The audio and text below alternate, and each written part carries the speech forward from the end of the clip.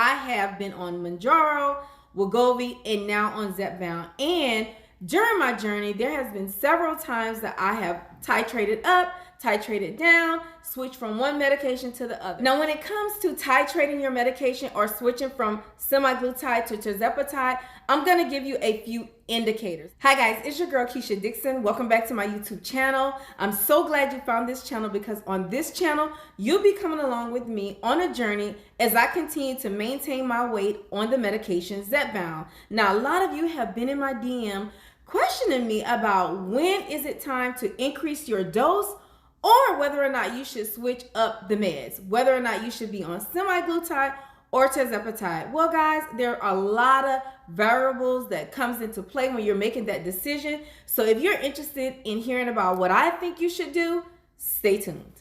Hi, I'm Keisha Dixon. You made it here, so go ahead and subscribe and click your notification bell so you don't miss any of my future uploads. Okay guys, so for everybody who is new to my channel and you're not familiar with my weight loss journey, I started back a year ago and I started out on the medication Mounjaro. I started my weight loss journey at 225 pounds and I'm officially down 72 pounds and I'm maintaining my weight on Zepbound at the dose of 10 milligrams. Now, it has been a whirlwind when it comes to my weight loss journey because I have been on Mounjaro, Wegovy, and now on Zepbound. And during my journey, there has been several times that I have titrated up, titrated down, switch from one medication to the other. Now, when it comes to titrating your medication or switching from semaglutide to tirzepatide, I'm gonna give you a few indicators. And this is from personal experience. When I initially started out my weight loss journey, I started out on Mounjaro 2.5 milligrams, which a lot of us did start on that dose because it's the initiating dose.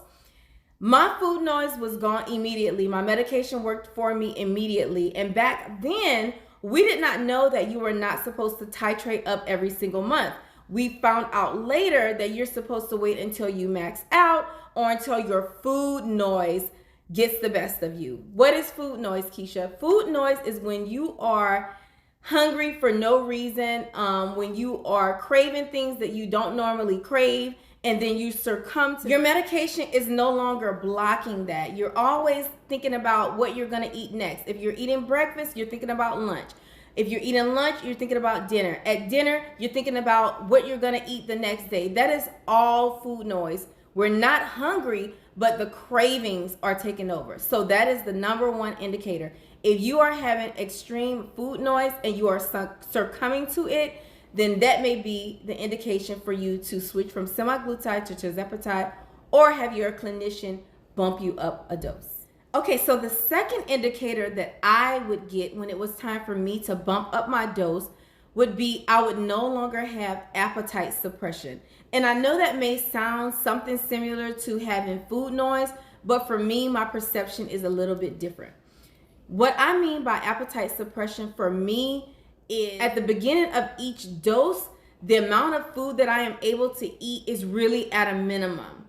But when my body builds up a tolerance for that dose, I find that the amount of food that I can put on my plate became larger and larger. So first I would start out eating in a little saucer and that would satisfy me. But then as my body would build up the tolerance for the food, my appetite would no longer be suppressed and I would have a hearty appetite, which would require me to eat more food. So when I notice that I am eating more on my plate or not being satisfied or still being hungry, especially when I know I have fixed my plate to my portion size, then I know that it is time for me to increase my dose because I am no longer experiencing the appetite suppression that I need to be successful in my weight loss journey.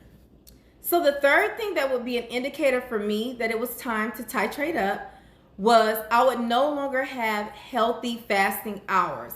So Keisha, what do you mean by healthy fasting hour? I time myself between meals.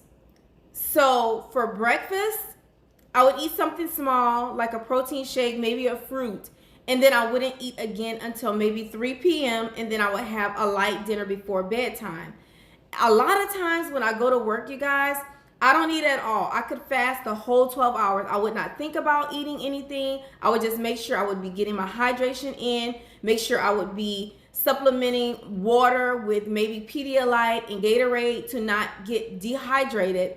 But when I would build up that tolerance, I would not be able to fast as long, okay?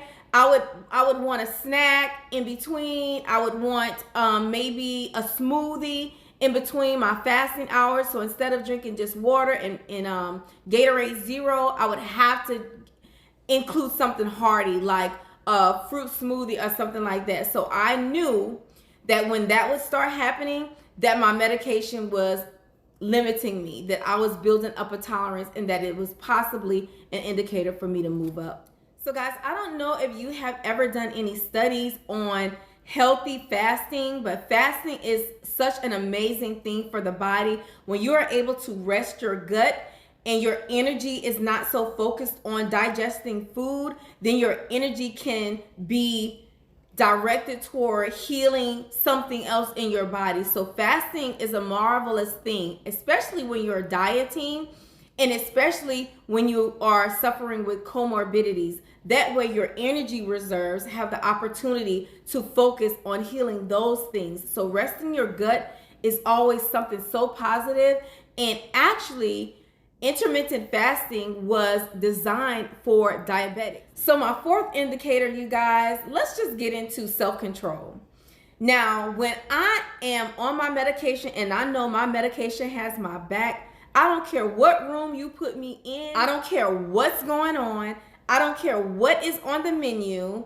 When my medication is working, I have control like crazy.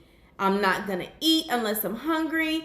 I'm not gonna drink empty calories. I'm not gonna do the sodas, the tea, the sugary tea. I'm not gonna indulge in the sugary cocktails and things of that nature, because my medication is on its business, taking care of me and making sure that I am staying on track. So whenever I am in a room full of people and I'm at an event and I have no self-control and someone says, oh, try this, or you have to eat this, or you have to drink this, and the control is no longer there, then I know my medication is not working and that I possibly need to titrate up.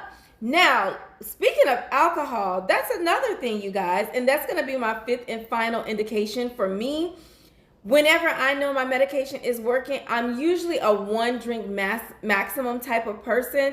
My body can only tolerate me drinking one drink. Otherwise, I'll start to feel ill or get indigestion and all of the things that come along with alcohol consumption when you are taking GLP-1 medication. However, when my medication starts to wear off, honestly, I probably can drink you under the table. So if I'm ever somewhere and I'm having more than two cocktails, then I know it's time for me to either get my injections together and take them every 7 days, because I have been known to take them every 10 to 14 days, or I possibly need to titrate up to the next dose because I'm able to handle more alcohol than I would normally handle just starting out on a brand new dose. Now guys, this whole entire time I have talked to you about when it is time to titrate yourself up from one dose to the next dose, but switching from semaglutide to tirzepatide is a horse of a whole nother color.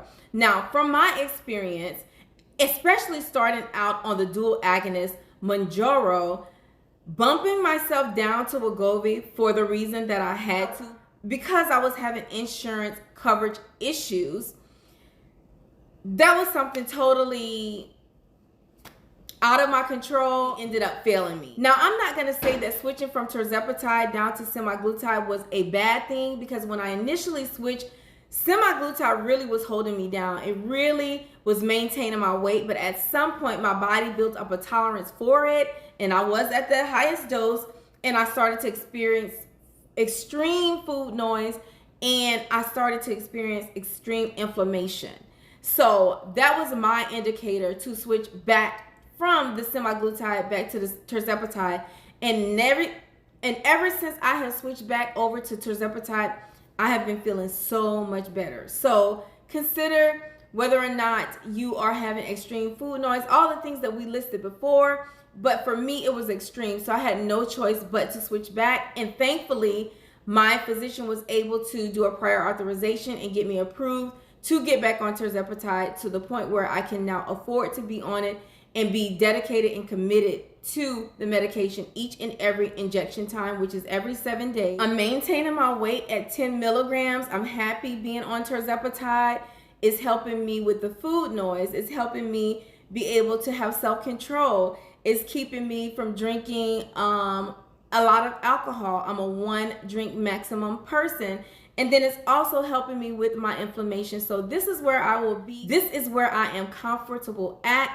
And I hope that doesn't change. My prior authorization does not end until next January. So hopefully, if my job does not switch insurance companies, I will be in the clear for another year. So I hope that helped you guys. I don't want to keep you guys any longer. If you guys made it to the end of the video, thank you so much. Make sure you guys are following me here on YouTube, Keisha Dixon. Make sure you're following me on Facebook at Keisha Oliphant Dixon. And then for sure, I know you guys are following me over there on TikTok, Charge Nurse Keisha. Make sure you share my material with someone that you love to help them educate themselves on the treatment of these GLP-1 medications for obesity, especially if they are having a hard time. I wish you guys luck on your weight loss journeys, and I'm going to catch you guys in my next video.